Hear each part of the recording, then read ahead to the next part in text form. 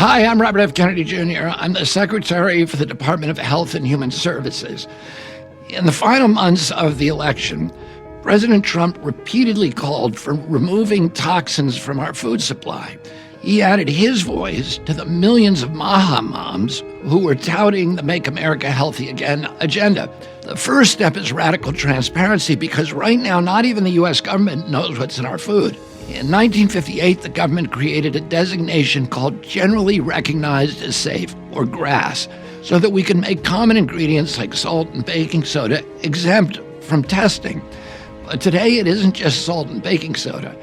Food companies and cooperative regulators have enlarged the GRAS exemption so that these companies can decide for themselves whether a substance is generally recognized as safe.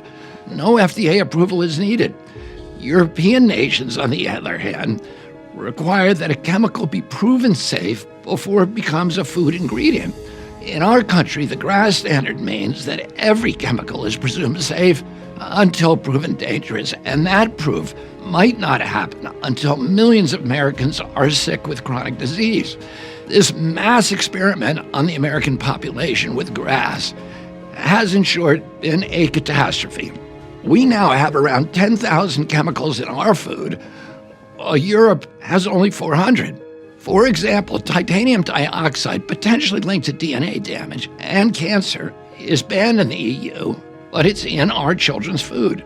Potassium bromate, a suspected carcinogen, banned in Europe and Japan. And you guessed it, it's in our children's bread. Food dyes such as red dye 40 and yellow 5 and 6 come with warning labels in Europe. They're linked to behavioral issues in children, but in the U.S., they're generally recognized as safe. I can't really blame the food companies. They're just doing what we've allowed them to get away with in a system that's taken on a life of its own. We all agree now that it's time to change the system, and that's exactly what we're going to do. I am today directing the FDA commissioner to start the process of changing the rules to eliminate the self-affirming GRAS pathway for new ingredients. I'm also directing the FDA and NIH to ramp up post-market assessments of GRAS chemicals currently in our food so that we can rapidly identify the compounds that are making Americans so sick, and so that American consumers and regulators can make informed decisions. This issue isn't going away. Moms aren't going to return to wanting chemicals in our food that are banned in other developed countries. Even industry knows that we have to change.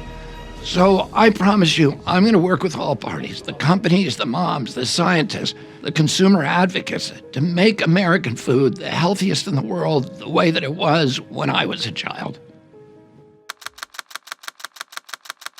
Produced by the U.S. Department of Health and Human Services.